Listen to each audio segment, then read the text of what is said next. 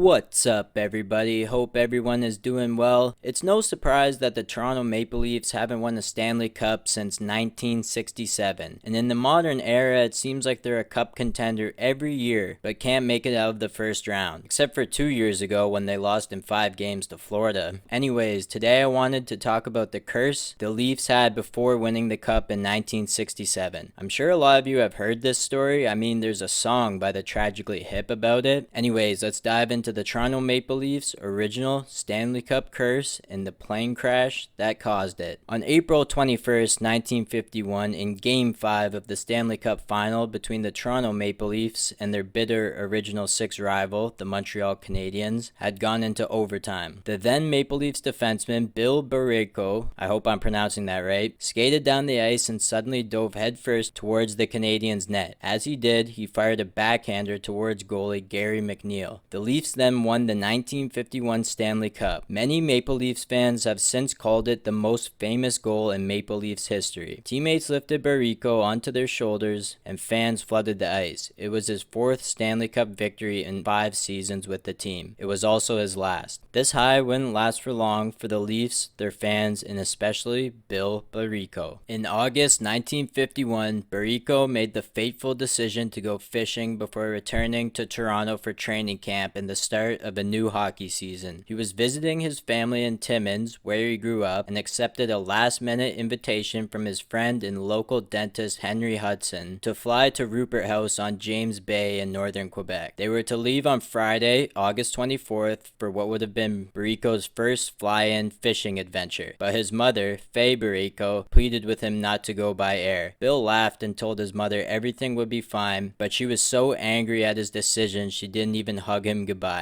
The two men headed out Friday morning in Hudson's single-engine Fairchild 24 and were last seen refueling at Rupert House on their way home late Sunday afternoon, but they never arrived. The Royal Canadian Air Force quickly organized a search involving dozens of planes, personal and local searchers. Northern bush pilots were optimistic, saying Hudson was an experienced pilot and knew the area well after years of flying into James Bay on hunting and fishing trips. By this time, the Royal Canadian Air Force searchers had covered 78,000 square kilometers and decided to drop to an altitude of 500 feet, which would amount to practically looking under every tree. More than 2 months later, there was still no sign of the missing plane or its occupants. The massive aerial search ended with a final price tag of $385,000, which is about $3.7 million in today's money, making it the costliest search in Canadian military history. Rumors and theories about the disappearance ran wild. While the disappearance was still a mystery, the Toronto Maple Leafs would not win a Stanley Cup, some stating that the ghost of Bill was haunting the organization. This would all change in what seems to almost be a supernatural phenomenon or just pure coincidence. The Toronto Maple Leafs won the Stanley Cup against the Chicago Blackhawks, who won the year before in April 1962. Then about a month and a half later, Barreto's plane was found only 75 miles from his home when a helicopter pilot spotted glinting metal among thick black spruce trees. On June 6th, searchers dug their way through 2 kilometers of dense bush to find the plane. Besides the 2 skeletons, there were the remains of fish that they had caught and stored in a smashed pontoon. During the crash, both the plane's wings were sheared off. The skeletons were still strapped in seatbelts, and it was obvious the 2 men had been killed on impact. Bill Barreto was only 24 years old at the time of his death. Crazy that Bill and the pilot were randomly found so close to the Leafs finally winning the Stanley Cup. Some people suspect that the Leafs winning the cup was almost like lifting the curse off of Bill and that he could finally rest in peace. Others think it's pure coincidence. Either way, it's a crazy story that made multiple documentaries and films and even a song called 50 Missions Cap by the Tragically Hip. It's a great song, by the way. I would love to hear your guys' opinion on this, and I almost wonder if there's like another curse that people just don't know about, or very few people that are haunting the Leafs right now. I mean, come on, what has it been? 50 something years? Yeah, I think it's been 57 or 58 years since the Leafs won a cup. Anyways, I hope you enjoyed this video. I know it was a kind of a different type of video, but I had a lot of fun making it. If you did enjoy it, I would really appreciate it if you gave it a like and possibly even subscribe to the YouTube channel. Thanks for watching, and I hope you have a really good day.